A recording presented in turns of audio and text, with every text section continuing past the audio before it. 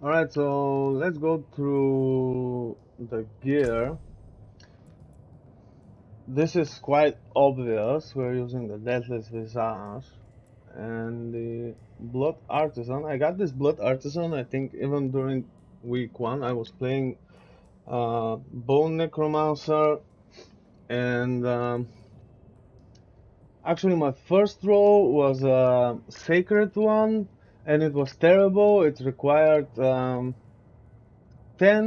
orbs to cast Bone Spirit, and then I found some more which required 8. I think I found it in the second capstone, but this one I got from Nightmare Dungeons again. I think it was week 1, and when I progressed to higher Nightmare Dungeons, I totally dropped the Blood Orb idea because eventually it just became quite irrelevant, and I approached the Bone Necromancer according to my Diablo 2 experience. I was using Decrepify and Bone Prison.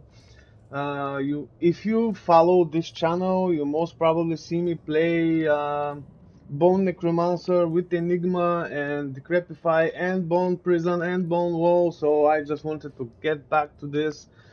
Anyway, the gloves.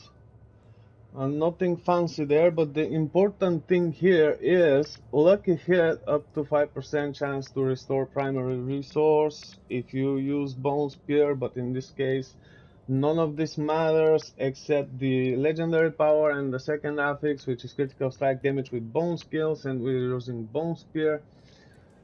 Pants have nothing to do with this skill. I use those pants on higher tier nightmare dungeons.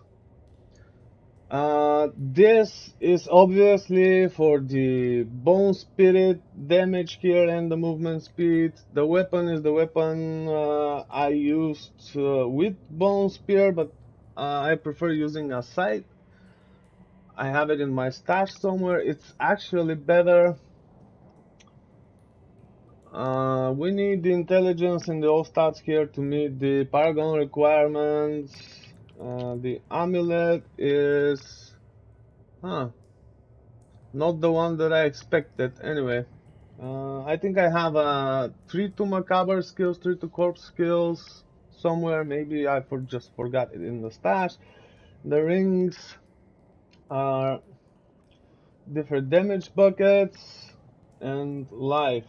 I would prefer to have damage to distant here, or damage to, or physical damage instead of the life.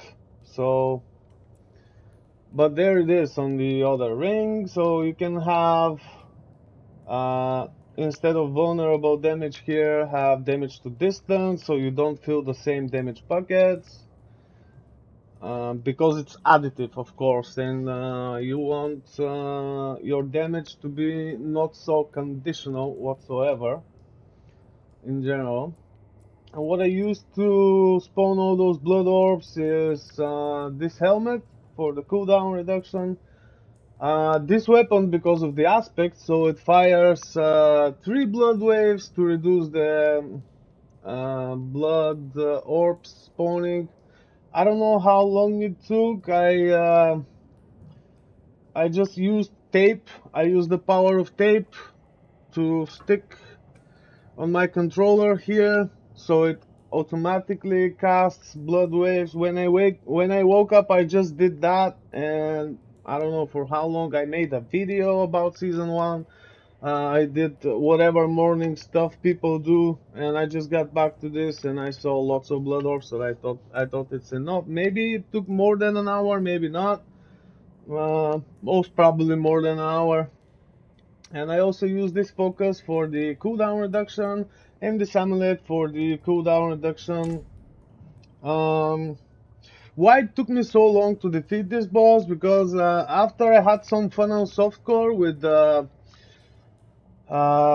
lore and all that, I did extremely slow run, listening to all NPCs, reading through everything, watching all cutscenes, doing it on purpose because I wanted to have a sense of completion and knowing why I defeat those things on my path, not just because I have to do it, because it's a game where you kill stuff, right? So hopefully it makes some sense. Now I have this, reason to do everything I do in this game, which is more satisfying to me. If you're a speedrunner, most probably that's not gonna be your thing, but on first place playthroughs, I always do that, and yeah, I leave the competitive stuff for the seasons where there's ranking and stuff, so I can like synchronize my clock on what I do wrong and what I do right. Okay. I think I had an elixir for critical damage here.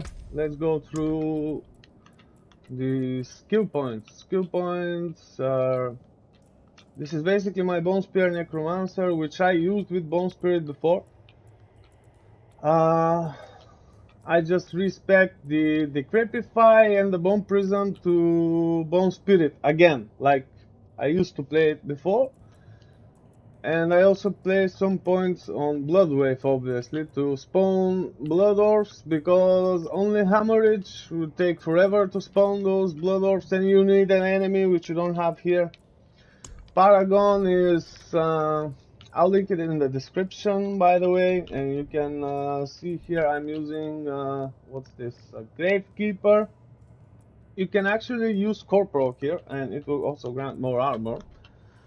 So here I have Bone Graft, right? Bone Graft with Sacrificial. I think what I did was calculate the maximum nodes I can utilize near the glyph, so I can get the most out of them. Here I have the Flesh Eater with